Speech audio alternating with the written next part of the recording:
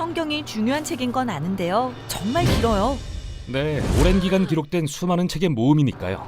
하지만 이 책들은 다 함께 하나의 통일된 이야기를 들려줍니다. 그 성경의 이야기란 뭔가요? 먼저 온 우주의 근원이자 아름다운 존재이신 하나님을 소개하는 것으로 시작합니다.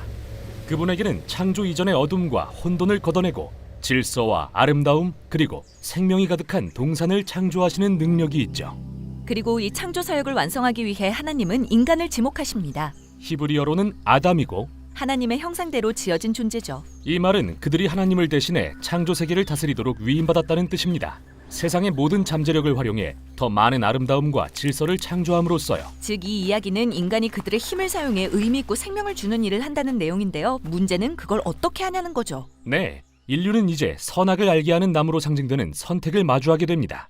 인간은 선악에 대한 하나님의 지식을 신뢰함으로써 그분의 동역자가 되어 자유를 얻을 수도 있지만 반대로 힘을 손에 쥐고 마음대로 선악을 정의할 수도 있었죠. 하나님은 그러면 죽을 거라 경고하시지만요. 그때 어둡고 기이한 존재의 목소리가 들려옵니다. 선택은 단순해. 그 열매를 먹으면 너희에게 힘과 자유가 생겨서 마음대로 세상을 지배할 수 있게 될 거야. 그리고 그들은 이 지식을 취합니다. 그 결과 서로를 의심하고 자기 방어적이 되어 관계는 분열되고 권력 다툼이 일어납니다. 결국 악을 선이라고 재정의하는 바벨론 문명이 생겨나기에 이르죠. 그래서 하나님은 이 타락한 인류를 흩어버리십니다. 그리고 여기서 성경의 이야기는 중요한 전환을 맞는데요. 바벨론에서 나온 아브라함과 사라 부부의 이야기를 자세히 살펴보겠습니다. 네, 하나님은 그들로부터 새로운 백성이 나올 거라고 약속하세요. 이 민족에겐 다시 한번 옳은 선택을 할 기회가 주어지죠. 그들이 성공한다면 온 인류를 위한 새로운 길이 열리게 될 것입니다. 이게 성경의 나머지 이야기가 이 민족에 집중하는 이유예요. 그러나 그렇게 되진 않습니다. 하나님이 직접 인도하심에도 불구하고 아브라함의 자손은 그분을 떠나 마음대로 선악을 재정의하라는 동일한 유혹에 굴복하고 맙니다. 심지어 하나님의 인도를 사모하며 지혜가 넘쳤던 가장 훌륭한 지도자들도 그 유혹에 넘어갔죠. 그래서 이스라엘 선지자들은 그들이 이런 선택을 하다가는 바벨론으로 돌아가고 말 거라고 경고합니다. 이번에는 포로 신세로 말이죠. 이는 결국 현실이 됩니다. 그런데 하나님이 인도하신 이스라엘도 실패했다면 과연 누가 성공할 수 있죠? 선지자들은 아직 이야기가 끝나지 않았다고 말합니다.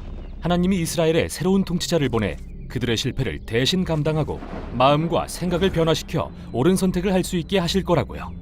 이렇게 해서 성경에서 구약이라 불리는 부분은 끝이 납니다. 이 약속들을 남겨둔 채로요. 그 후 성경의 이야기는 신약에서 계속 이어집니다.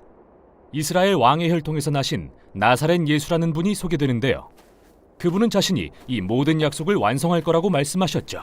그분은 온 인류가 굴복해온 그 어둡고 기이한 존재, 악을 대적하고 그 힘에 저항하셨습니다.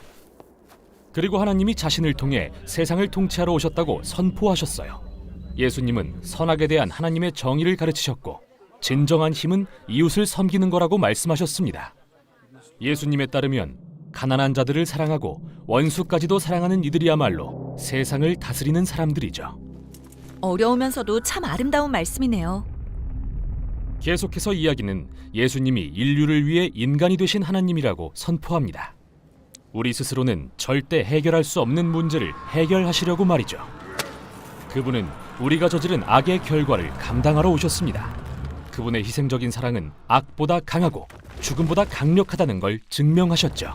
그래서 이제 인류에게 새로운 선택이 주어졌습니다. 이는 새 나무로 상징되죠. 옛사람의 길에 머무를 것인가, 새 사람이 되는 길을 택할 것인가. 그리고 이야기에서 우리는 예수님의 길을 선택한 사람들이 하나님의 능력으로 힘입는 모습을 발견합니다.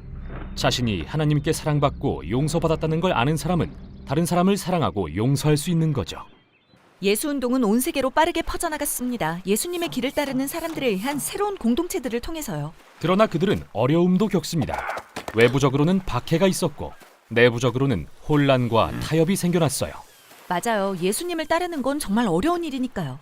그래서 사도라 불리는 이 운동의 지도자들은 서신을 써서 이들 공동체를 위로하고 고난이 있더라도 예수님의 길을 신실히 따르라고 도전했습니다. 또한 예수님이 오셔서 모든 걸 변화시키실 날을 소망하라고 권면했죠.